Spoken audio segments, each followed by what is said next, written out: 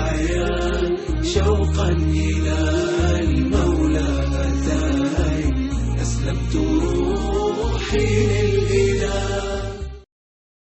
أعوذ بالله من الشيطان الرجيم. بسم الله الرحمن الرحيم. الحمد لله والصلاة والسلام على رسول الله وعلى آله وصحبه ومن والاه. أما بعد. Hurmatli qarindoshlar, biz bugun Sura Al-Imron'dagi 163-oyatiga keldik. Allah subhanahu va taala bu oyatda shunday deydi: Estağfirullah. Laqad manallahu alal mu'minina iz ba'atha fihim rasulan min anfusihim يتلو عليهم آياته ويزكيهم ويعلمهم الكتاب والحكمة وإن كانوا من قبل في ضلال مبين. Biz oyatning izohatiga o'tishdan ilgari qisqagina bir tarjima qilsak, Alloh subhanahu va taolo bizga shuni eslatib da'vatidi. Alloh mu'minlarga ko'p yaxshilik ato qildi. Yani ularga izba'asa fihim, ularning ichiga o'zlaridan bo'lgan bir elchi avatdi. Bu elchi bularga Allohning oyatlarini tilovat qilib turdi. Ularni poklaydi, ularga kitob, hikmatni o'rgatdi. Burun ular haqiqatan ozg'unlikning ichida edi deydi. Endi oyatdagi laqad manallohu alal mu'minina ifodasi, Alloh mu'minlarga yaxshilik qildi degan mushu mazmunda qo'llangan Allohningki manna ifodasi. Arabchada manna degan nima desa, bag'uchi, bir narsani bag'uchi qarshi tarafdan hech narsaga kutmagan asosda va uning hech qanday bir ishiga muhtoj bo'lmagan asosda bir narsa berganni arabchada nima deydi? Manna deydi. Yani bag'uchi taraf qarshi tarafdan hech narsa elish umidi yo'q. Bir narsa biramiki umid yo'q. Yoki birishdan uningga hech foyda yoki ziyon kelmaydi. Mushu ifodani o'ziga olgan nuqtadan bu yerdan biz shunday bir ifodani tushunamizki, Alloh subhanahu va taolo nima deydi? Men sizning iymoningizga muhtojmidim degandek bir ifoda bor bu yerda. Sizlarning musulmon bo'lishingizga men muhtojmidim bir ifodasi bor bu yerda, shunday bir o'qim chiqib turadi.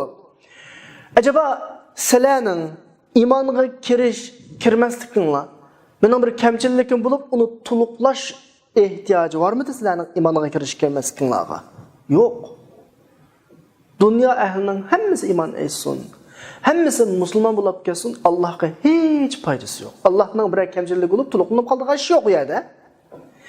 Yoki butun dunyo ahli dindan chiqib ketib, kuffar bo'lib ketgan taqdirdami, Allohga yetadigan qanchalik zarar yo'q. Navg'anda Allohning bizga iymonni ato qilganligi, bizni bu yo'lga muyassar qilganligining o'zi bir xolis Allohdan bizga berilgan bir yaxshilikdan boshqa narsa emas. Bu bir nuqta. Bu oyatda Alloh bizga mu'minlarga yaxshilik qildi dedi-ya. Mushning o'zidan chiqadigan bir yaxshilikning birinchisi bu. Ikkinchi yaxshiligi izba'atha fihim rasulan min anfusihim deb aranglardan chiqqan bir payg'ambar avatdi deydi. Payg'ambarninki, elchininki farishta bo'lib qolmaganligining o'zi Alloh bizga taqilgan yaxshilik sifatida bayon qilinayotgan ikkinchi nuqta. Nima uchun? Chunki namuna, ulgulik masalasi va o'rtada. Agar farishtadan payg'ambar bo'lib qolgan bo'lsa, farishta kelib, "Ha, uni qilma, buni qilma" desa, mu'minlar, musulmonlar uni hayotiga tatbiq qila olishi tez. Chunki deydi-ki, sen o'zing bir farishta, sen uni qil, buni qil degan bilan biz odammiz. Sen qilganni hammani qilmaymiz, biz sen deganni hammani qilmaymiz deyishi mumkin. Ammo inson bo'lgan vaqtda qanday qiladi? Chunki payg'ambarning birinchi vazifasi bizni qil deyishdan ilgari o'zi qiladi.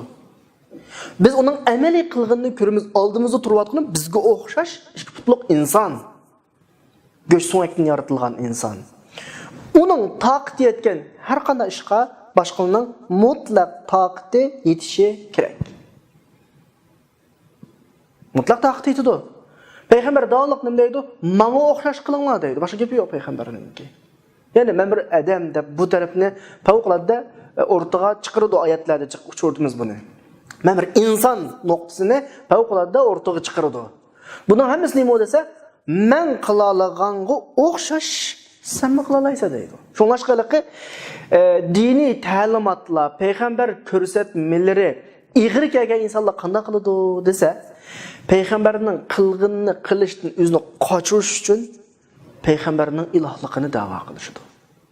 Masalan, xristianlarga o'xshash, yahudlarga o'xshash. Uzeyrni Allohning o'g'li deydi yahudlar. Xristianlar deydi İsa alayhissalomni Allohning o'g'li deydi. Yani ilohlik xususiyatini bergandan keyin ham o'zi biroz yangilaydigan gap. Chunki u degan iloh tursa, ilohning bolasi tursa, u qilgan ishlarni biz qilmaymiz ya uni deb, bu yerda namuna bo'lish, ulgu bo'lish, agishishdan iborat bir nuqtani suslashtiradigan gap yoki bu vazifani üstüden tushib etmekçi buluşulgan gap. Şunlaşqa payg'ambarning insonlik nuqtasini alohida ta'kidlashi va payg'ambarning amaliyotda bu insonning ichidan bo'lishi, insonlarning bo'lishining o'zi Alloh subhanahu va taoloninki mu'minlarga bergan cho'ng yaxshiliklaridan birisi. Alloh buni bu oyatda bizga qanday qilyotdi, asl qilyotdi. Endi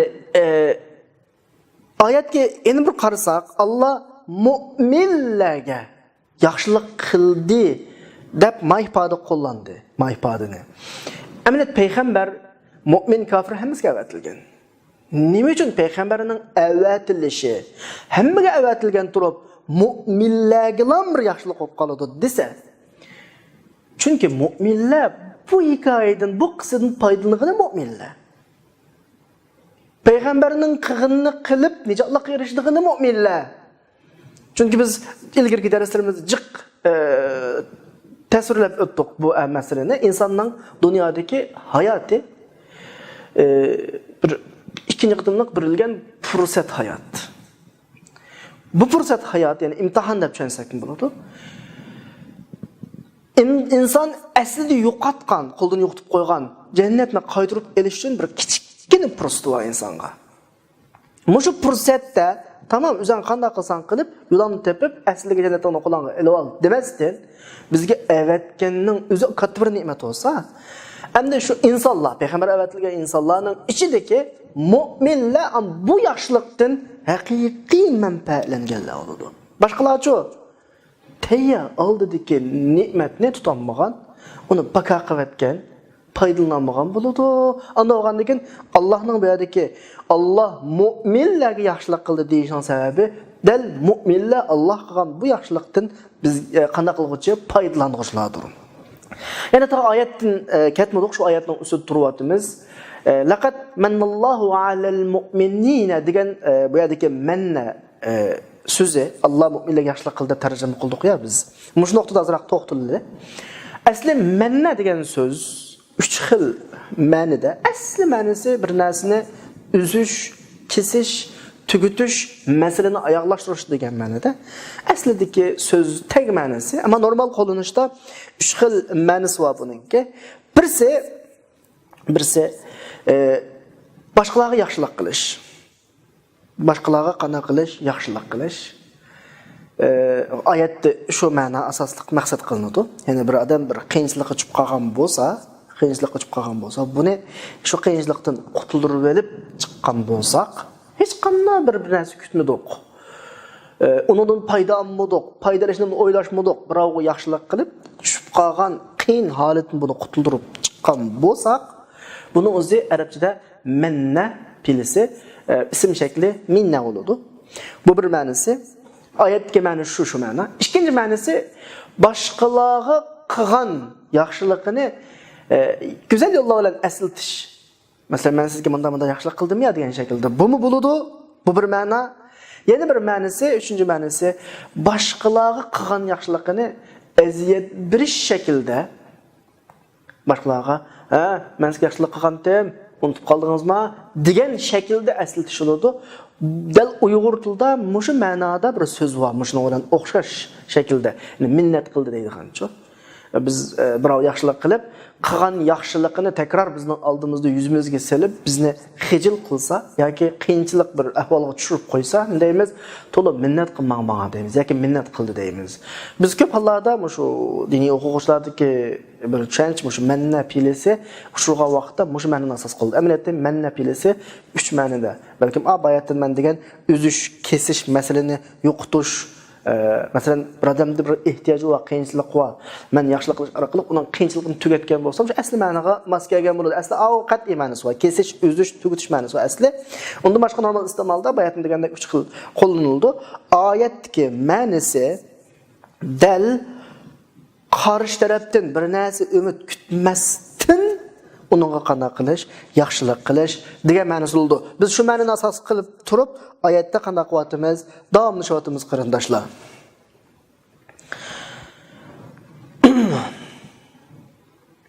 Endi Alloh bu davomli bizga bergan ne'matini, yaxshilik qilganligini asl tutadi ya, biz yaxshilikni bir-biri ko'ryapmiz. Bayatning bir necha yaxshilikni ko'rdik. Yana bir nuqtadan inson avatganligi bir yaxshilik olsa, arangladin min anfusikum yoki min anfusihim degan ifoda qo'llanilgan bo'lsa oyatda, ya'ni mu'minlarning orasidan avatadigan bo'lsa, ya'ni biz tunuydigan, biz biladigan bir nuqtaga olsak bo'ladi buni.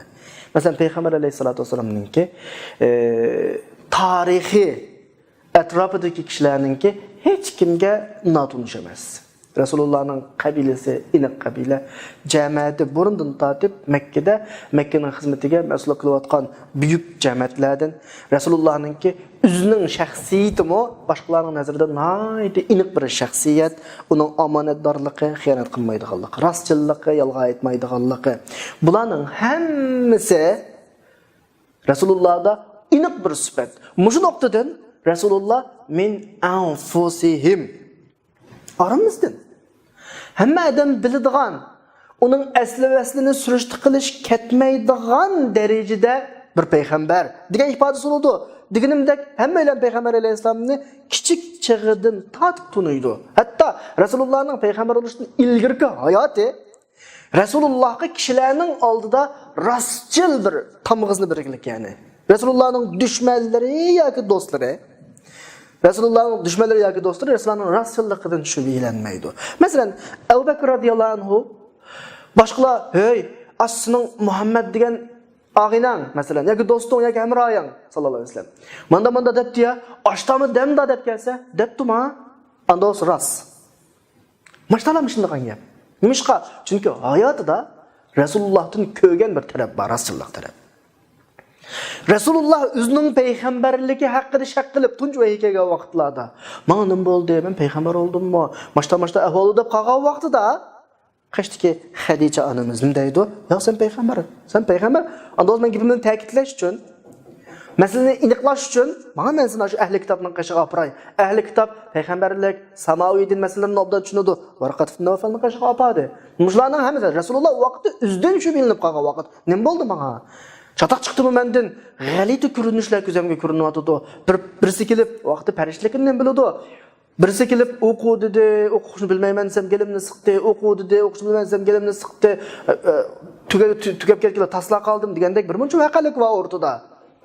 Mushta o'zidan shaqqavatgan vaqtida Xadicha nima deydi? Radiyallohu anha, sen payg'ambar. Chunki sendan manda ishlaring bor. Sen qiyinchiliklarni hal qilsa, jafodi qilganlarning jafosini hal qilsa, sen payg'ambarsan. Men buni ta'kidlay. Varaqatni qishiga olgan bir qissa va hamma bilan biladigan.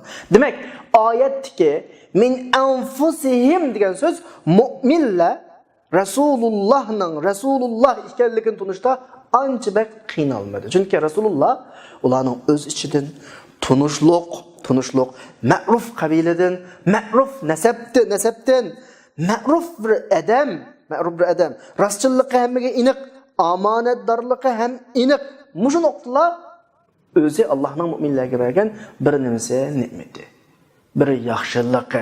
Hatto Rasululloh Makkada turolmay o'ltirilish xavfiga kelib Madinaga hijrat qilgan vaqtda o'rnida Ali radhiyallohu anhu yetqizdi. Yetqizib qo'yib qanaqdir sahmini o'rnida o'lib ketmoqchi emas. Ma omonatlar va haqninki taqtib qo'yib keynimni mang deydi. Mujning o'zi nimani ifodalaydi qarindoshlar desa, Şu kadar düşman tutayotgan Mekke ehli amanetdarlık tüpeyledin özüne amanet koyduğun nesrini Resulullah koyuyordu. Düşman tutuyordu, lekin amanetini Resulullah'ın kaçtı koyuyordu. Yani bu kadar inik demekçi Resulullah. Bu kadar min anfusihim demekçi. Yani aramızdan diyen gap, müminlerin arasından diyen gap, müminler yatsırmaydıgan, qiynalmaydıgan, ikilenmeydigan, şu bilenmeydigan bir noktada demekçi qarindaşlar.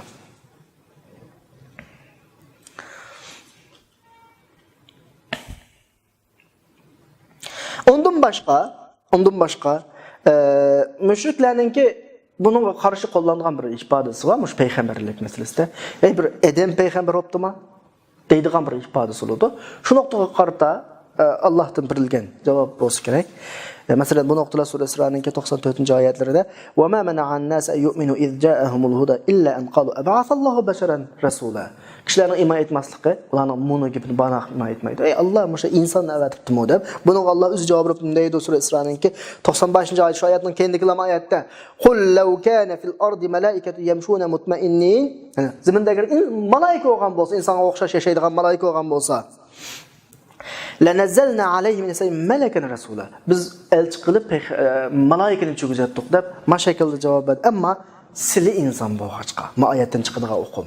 Ziminde malaika olgan bolsa, malaikini peygamber evet ettik. Sili insan boğaçqa üzerinin cinsidin peygamber evet ettik. Çünkü ma peygamber bir işini kılınla dese ve üzü kılsa sizler onu kıla alaysızlar o vakitte. Eğer perişte olup kalgan bolsa, maaşını kılınla dese, sen perişte olgandaki kıl devrese, küçük yedi desinin ki, biz kana kıla alayımız deydiğen bir ehvallıkta kırındaşlar. Bu mu Allah subhanahu wa ta'ala'nın ki, min anfusi ulanın içiddin evetti diyen mezmun özüsü kaldığan mezmunlarının ki birisi bolsa gerek. Anlakin ayette yeni bir kıraat var. Min anfusihimden başka şaz kıraat. Şunda olsun mu mezmununu dep ütüp kessek zihni yok. Şaz kıraatte min anfasihim diyen şekilde okuldu. Anfusihim bolsa özünlarının içinden çıkan peygamber diyen mana olsa, anfasihim bolsa aranlardaki en isil adam, en isillerin içinden çıkan diyen burada. Bu noktamı hem nimemez, namelunmez. Resulullah'ınki isildeki, meyli nesebinki, meyli üzninki, normal ictimai ehvalları, şahsi karakter olsun. Bunun isildeki de hiç kim, hatta din düşmeleri mi bunu inkar kılamaydıgan mesele. Anlakin bu peygamber nimiş kılıdığan peygamber? Çünkü bu yaxşılık ifadesini Allah kullandı. Adette her adamınki bir ölçümü okşamaydı. Men birovga yaxshilik qilsam, o'zimning taqat doirasida bo'ldi yaxshilik qarindoshlar. Shu menda bir imkoniyat doirasida qila olaman yaxshilikni. Mendan cho'ng, mendan buyuk, masalan, iqtisod va boshqa imkoniyatlar mendan necha qatlaydigan odam bo'lib qolsa, uning boshqaligi yaxshilik deb qildigan o'lchimi menikidan faqat yuqori. Insonlar o'tirishga farqlar shu. Endi osmon, zaminning egisi bo'lgan Alloh yaxshilik degan ifodasini qo'llanib turib mu'minlarga mashta qildik degan bo'lsa, buning alaqat doirasini o'lchab bo'lmaydi. Buning hajmini o'lchab bo'lmaydi. Biz faqat kendiki ifodalarga diqqat qilsak, ba'zi nuqtalarini ko'rib olishimiz mumkin. Mush payg'ambarning avatganligining o'zini Alloh bir yaxshilik deb tilg'aldi-ya. Alloh bu payg'ambar qanday qilgan payg'ambar? Nimish qilgan payg'ambar? Alloh qo'llangan ifodada rasul ifodasini qo'llandi qarindoshlar. Rasul degan söz ma'nosida men elchi deb tarjima qilyapman. Tushunishga olsin uchun biz payg'ambar deymiz, chunki elchi payg'ambar. Ammo elchi ma'nosini olgan vaqtimizda qalbimizga shu keladi. Elchi degan nima? Elchi degan kim u? Qanday odam? Normalda insonlarningki ijtimoiy tunujida elchi qanday odam desa, ishning mas'uli emas. Ishda huquq sahibi emas. Men birov tarafga elchi olsam, bunun gepini onunla yetkizme, onun gepini onunla yetkizme. Ortada karar çıkarış hukukum bulmaydı. Yani Resulullah'ın muşu noktasını Allah subhanahu ve ta'ala Allah edip bizge eskerp tutudu bu ayette. Bu elçinin vazifesi şu elçi. Bu fakat Allah'tan sizlerge yetkizdi. Kur'an süpütüdü yetkizdi, hadis süpütüdü yetkizdi, özünün emeli iş hareketi arkalık, körüstiş arkalık yetkizdi. Bu nim degan bo'lsa, mayli oyat sifatida desin, hadis sifatida desin, nima ish qilgan bo'lsa, öz ixtiyori qilingan emas. Bu bir faqat qanaqa elchi bu. Bu elchininki ko'z oldida oldiki, texmi aniq yorqin ko'rinadigan ifodasi nima desa, yatlu alayhim ayatihi. Allohning oyatlarini qanaqa qiladi? Tilovat qilib turadi, o'qib turadi sizlarga deydi. Endi bu oyatdagi ayat ifodasi biz oyat degandan keyin har doim esimizga biz tafsir anglayotgan bo'lg'achqa, o'qiyotgan bo'lg'achqa tushunib manishimiz kerak qarindoshlar. Oyat desa shu Qur'ondagi oyatlar kiradi. Asli oyat ifodasi arab tilida odamning diqqatini o'ziga tortadigan ajoyib, g'aroyib bir ifoda, bir ko'rinish, bir so'z oyat bo'ladi. Masalan, ma'lum bir kasbda, ma'lum bir sohada bir odam chaqnab o'rtada chiqdi, hamma qoyil bo'ldi, hamma hayron qoldi, hamma havas qildi. Mush odam, mush sohada bir oyat. Mushday ifodasi bor arab tilida. Endi mayadagi oyat degan nima desa, ikki xil narsani o'z ichiga oladi, ikki xil mazmunni. Ikki xil mazmunda bayatni men so'zlagan hukm bor. Ya'ni diqqatni tortadi, diqqatni chekadi.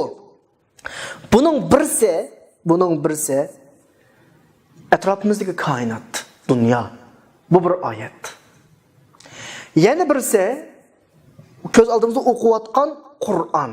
Unda o'g'anda oyat ikkiga bo'linadi. Birisi ko'z bilan ko'rgili bo'ladigan oyatlar, yana birisi o'qig'ili bo'ladigan oyatlar. Qur'onda buning ifodalari bor.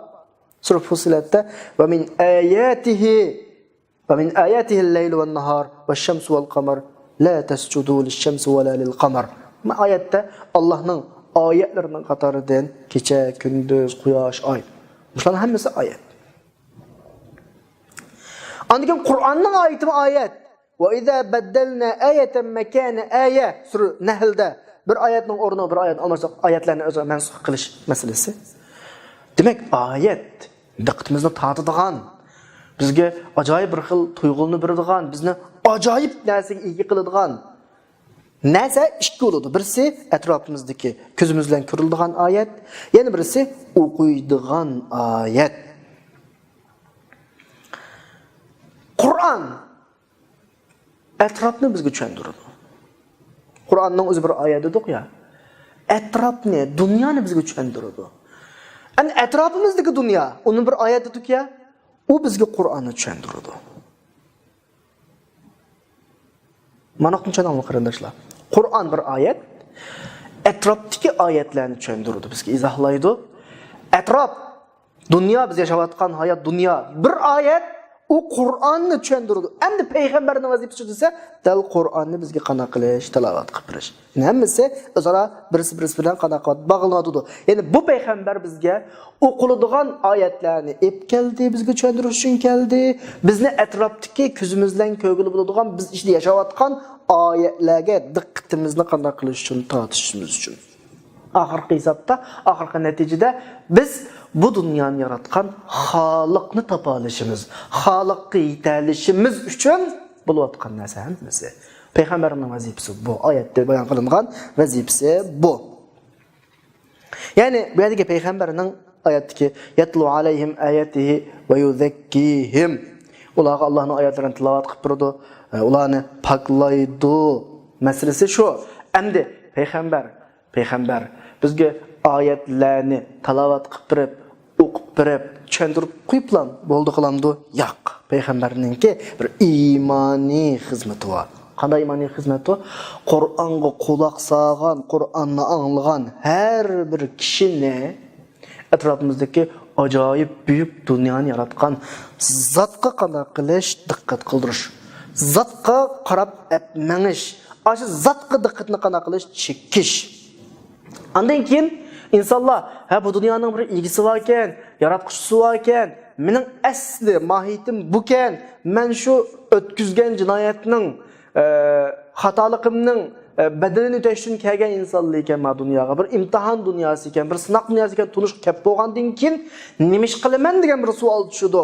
Dal mush savolga ham payg'ambar javob berdi-ki, koinotning go'zalligiga yarasha mas bir shaklda insonga eng go'zal hayot shakllanadigan bir tuzum, bir sistema, bir yo'lni insonning oldiga, mu'minning oldiga qo'ydi. Payg'ambarning vazifasi bu.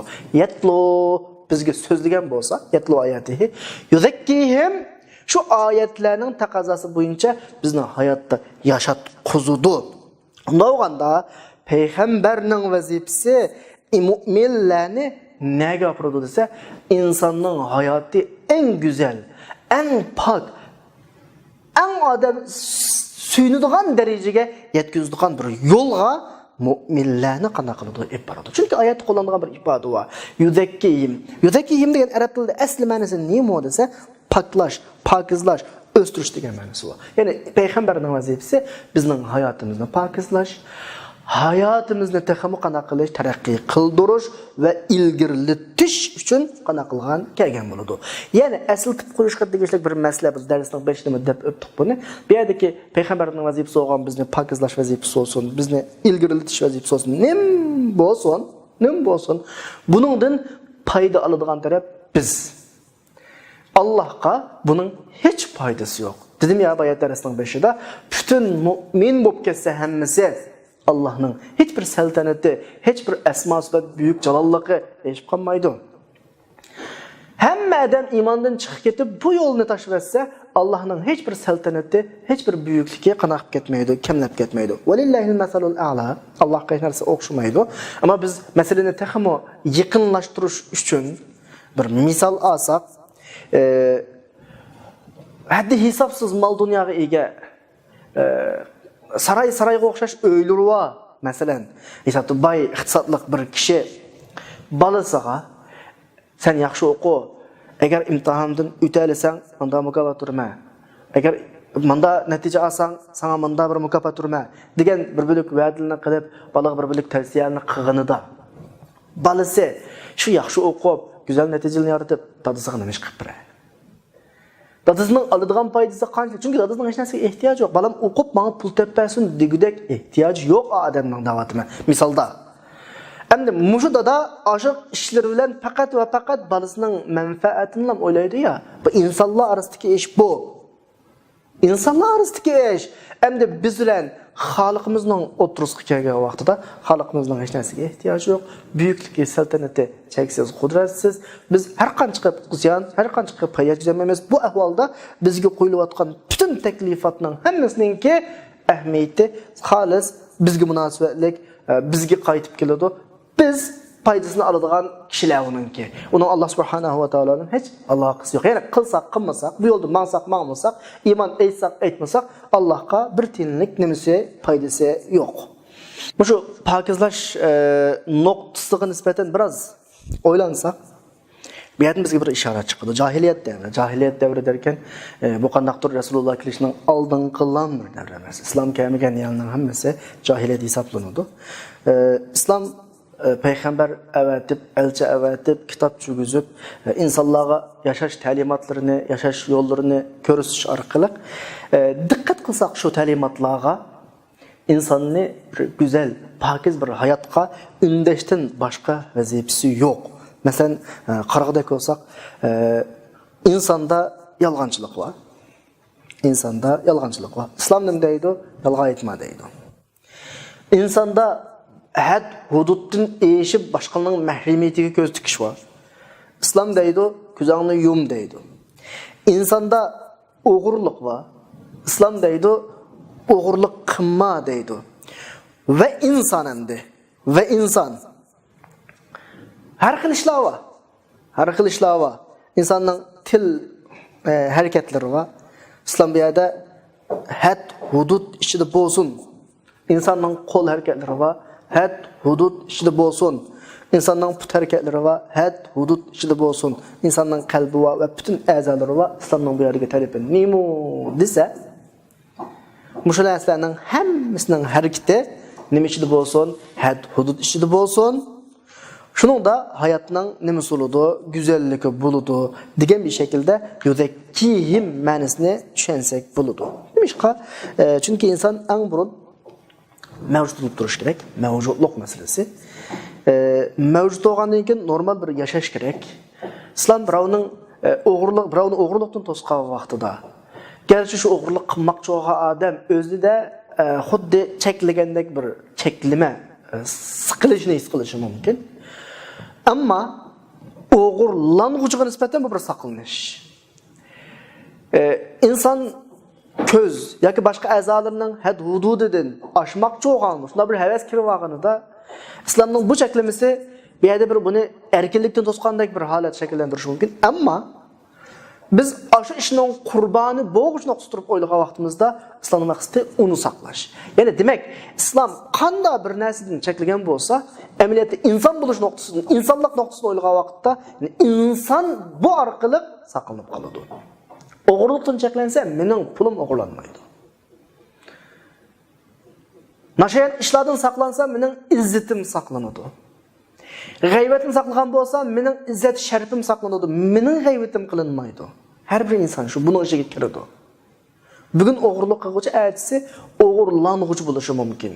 Islom o'g'irlik qiluvchini saqlagan vaqtda, o'g'irlang'uchi bo'lgan vaqtda bu saqlanib qoladigan gap. Bu nuqtadan insonning hayotining taraqqiyoti va davomlashishi, go'zal, pokiz davomlashishi. Bizda dedik ya, yuzakkihimning ikki xil ma'nosi, birisi paklash ma'nosi, yana birisi ilgarilatish, taraqqiy qildirish, o'stirish ma'nosi bor deb.